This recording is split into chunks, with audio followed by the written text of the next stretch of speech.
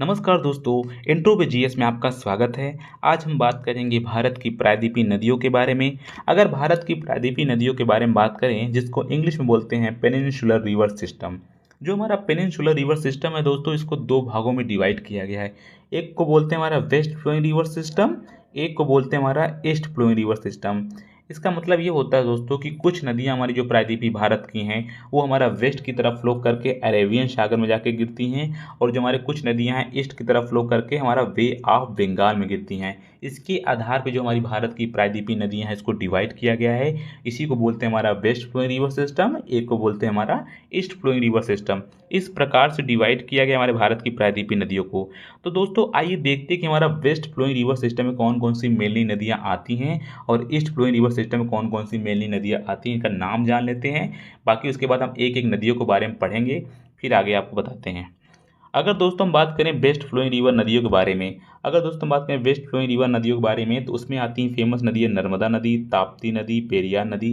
ये कुछ फेमस नदियां हैं दोस्तों, जो कि हमारी वेस्ट फ्लो करती हैं और जाके अरेबियन सागर में जाके गिरती हैं। अगर हम बात करें ईस्ट फ्लोइंग रिवर सिस्टम की दोस्तों, जैसे महानदी, गोदावरी, कावेरी, कृष्णा, ये सब नदियाँ जो होती हैं दोस्तों, वो ईस्ट की तरफ फ्लो करती हैं और जाके बे ऑफ बंगाल में गिरती हैं। तो दोस्तों हम इस लेक्चर में बात करेंगे वेस्ट फ्लोइंग रिवर सिस्टम की, जो कि पहली नदी है वो है नर्मदा नदी। दोस्तों इस लेक्चर में सिर्फ हम नर्मदा नदी के बारे में पढ़ेंगे, बाकी और नदियों के बारे में छोटे छोटे लेक्चर हम पढ़ते जाएंगे, ताकि पढ़ने में आसानी हो और आपको याद भी हो। क्योंकि अगर हम पूरी नदियों की इसी लेक्चर में डालेंगे तो आप कन्फ्यूज़ हो जाएंगे। तो हम एक एक नदियों को अच्छे से छोटे छोटे वीडियो में पढ़ेंगे, जो कि आपको बहुत अच्छा लगेगा। अगर दोस्तों हम बात करें नर्मदा नदी के बारे में, आइए इसके बारे में जान लेते हैं कि इसकी सहायक नदियाँ कितनी कहाँ कौन कौन सी हैं, ये कहाँ से निकलती हैं, इसके ऊपर कौन कौन से डैम है फेमस, जो कि एग्ज़ाम के लिए काफ़ी इंपॉर्टेंट है। तो चलिए ये देखते हैं। अगर दोस्तों आप देखेंगे तो हमारी जो नदियाँ हैं, जो हमारी नर्मदा नदी है, इसके ऊपर एक रेंज पाई जिसे हम लोग बोलते हैं विंध्याज रेंज, और नीचे एक रेंज पाई जाती है जिसको हम लोग बोलते हैं सतपुरा रेंज। इन्हीं रेंज के बीच से दोस्तों हमारी नदियाँ निकलती है, जिसको हम लोग बोलते हैं नर्मदा नदी। समझ रहे हैं दोस्तों, यहीं बीच से निकलती है हमारी नर्मदा नदी, जो अमरकंटक के मैकाल रेंज से निकलती है। दोस्तों जो हमारी नर्मदा नदी है, वो अमरकंटक के मैकाल रेंज से निकलकर गल्फ ऑफ खम्पास से होते हुए अरेबियन सागर में जाके गिरती है, और यहीं पर दोस्तों एस्चुरी का फॉर्मेशन करती है।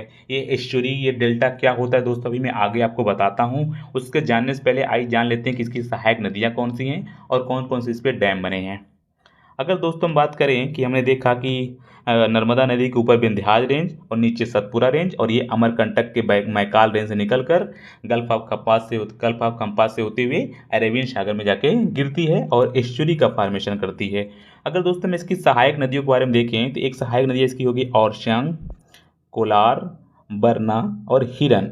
ये दोस्तों इसकी कुछ सहायक नदियाँ हैं। कौन कौन सी? औरशांग, कोलार, बरना, हिरन, ये इसकी सहायक नदियाँ हैं। अगर दोस्तों में इसकी सहायक नदियों को याद करने का ट्रिक मैंने बनाया है। हिरन ने तावा को बंद करके काला कर दिया और शर्म में खुद काला हो गया। हिरन से हमारा हिरन की नदी हो गई, बर्न से हमारा बरना हो गया, और काला से हमारा कोलार हो गया, और संग से हमारा औरशंग हो गया। ये चार इसकी सहायक नदियों, फेमस सहायक नदियाँ हैं, जिसको याद करने का मैंने ट्रिक बनाया है। हिरन ने तावा को बंद करके काला कर दिया और संग में खुद काला हो गया। इस प्रकार से हम इस नदियों के बारे में दोस्तों जान सकते हैं कि इसकी सहायक नदियाँ कौन कौन सी हैं। आइए बात करते हैं हम इस पे कौन से मेजर हाइड्रो पावर प्रोजेक्ट हैं, कौन से डैम हैं। अगर दोस्तों हम इस डैम के बारे में बात करें, तो इस पे फेमस डैम है सरदार सरोवर डैम, महेश्वर डैम और इंदिरा गांधी सागर डैम। ये कुछ फेमस डैम है दोस्तों की, जबकि एग्जाम काफ़ी पूछता भी है कि इंदिरा गांधी सागर डैम कहाँ पर है, किस नदी पे ऊपर है। तो हम बताएंगे नर्मदा नदी के ऊपर पे है, जो कि अमरकंटक के मैकाल रेंज से निकलकर गल्फ ऑफ कंपास से होते हुए जाके अरेबियन सागर में गिरती है। ये आपको कुछ याद करने चाहिए कि, क्योंकि एग्जाम के लिए काफ़ी इंपॉर्टेंट है। अगर दोस्तों हम इस पे सर डैम के बारे में ट्रिक देखें, तो मैंने एक ट्रिक बनाया है। इंदिरा गांधी ने महेश से सरकार को मिलाया, इंदिरा गांधी ने महेश को सरदार से मिलाया, इंदिरा गांधी ने महेश को सरदार से मिलवाया है। तो इंदिरा गांधी से हो गया हमारा इंदिरा गांधी सागर डैम, इंदिरा गांधी से हो गया हमारा इंदिरा गांधी सागर डैम, और महेश से हो गया हमारा महेश्वर डैम, और सरदार से हो गया हमारा सरदार सरोवर डैम। तो ये दोस्तों मैंने ट्रिक्स इसके डैम याद कर लिए, ट्रिक्स इसके मैंने सहायक नदियों की याद कर लिए। ये हमारा नर्मदा नदी दोस्तों, जिसकी लंबाई 1300 किलोमीटर है। इससे ज़्यादा कुछ नहीं पूछेगा नर्मदा नदी के बारे में दोस्तों, बस आप इतना याद कर लीजिए।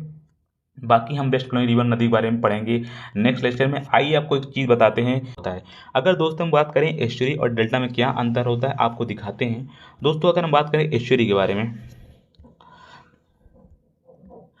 तो दोस्तों आइए देखते हैं एस्चुरी और डेल्टा में क्या अंतर होता है। तो दोस्तों जो एस्चुरी होता है वो अपने साथ फ्रेश वाटर लाता है, अपने साथ क्या लाता है, फ्रेश वाटर लाता है। और यहाँ पर क्या होता है, सागर होता है। इसमें क्या कौन से वाटर होते हैं, साल्टी वाटर होते हैं। जब दोस्तों हमारा फ्रेश वाटर की नदियाँ किसी साल्टी सागर से मिलती हैं तो किसका फार्मेशन करती हैं दोस्तों, हमारा एस्चुरी का फार्मेशन करती हैं। किसका फार्मेशन करती हैं, एस्चुरी का फार्मेशन करती हैं। अब आइए देखते हैं कि डेल्टा कैसे बनते हैं। अगर दोस्तों हम डेल्टा की बात करें तो हमारी डेल्टा जो बनती है काफ़ी बड़ी नदी से बनती हैं, काफ़ी बड़ी नदियों से बनती हैं। जैसे ये हमारा गंगा हो गया, ये हमारा ब्रह्मपुत्र हो गया। यहाँ पर आप लोग सुने भी होंगे कि सुंदरबन डेल्टा बनाती हैं। तो सुंदरबन डेल्टा काफ़ी बड़ा डेल्टा है। तो क्या डेल्टा कैसे बनते हैं दोस्तों, इसको देख लेते हैं। दोस्तों जब ये नदियाँ बहती हैं अपने साथ क्या लाती हैं, सेडिमेंट लाती हैं। अपने साथ क्या बहा के लाती हैं, छोटे छोटे सेडिमेंट लाती हैं। इनके साथ क्या बह के आती हैं दोस्तों, सेडिमेंट बह के आती है। जब इरोजन होता है तो क्या होती है, जो हमारे नीचे की मिट्टी कंकड़ पत्थर होते हैं कट के चले जाते हैं, इनके साथ फ्लो करके बहते चले जाते हैं। जब दोस्तों ये नदियाँ लास्ट मोमेंट पहुँचती हैं तो ये सेडिमेंट यहाँ पर क्या करती हैं, इकट्ठा हो जाते हैं। जब इकट्ठा हो जाता है दोस्तों, जब ये पानी यहाँ का सूख जाता है तो डेल्टा का फार्मेशन होता है। तो दोस्तों ऐसे ही डेल्टा बनता है। और एस्चुरी क्या होता है, मैंने देखा कि जब फ्रेश वाटर किसी साल्टी सी से मिलता है तो एस्चुरी का फार्मेशन होता है। और जब किसी बड़ी नदियों द्वारा जो सेडिमेंट आके लास्ट में इकट्ठा हो जाते हैं, किसका फार्मेशन होता है, डेल्टा का फार्मेशन होता है। तो दोस्तों यही अंतर होता है हमारा एस्चुरी में और डेल्टा में। इस प्रकार हमारे डेल्टा और एस्चुरी बनते हैं। तो दोस्तों जो हमारी नर्मदा नदी है ये जाके गल्फ ऑफ खम्पास से जब अरेबियन सागर मिलती है तो यहाँ पर किसका फार्मेशन करती है, एस्चुरी का फार्मेशन करती है दोस्तों।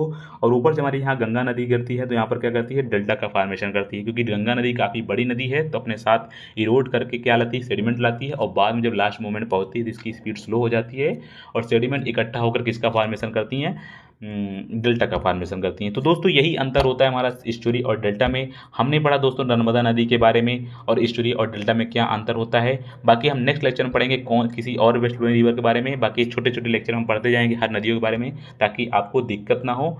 So guys thank you for watching this video and like share and subscribe.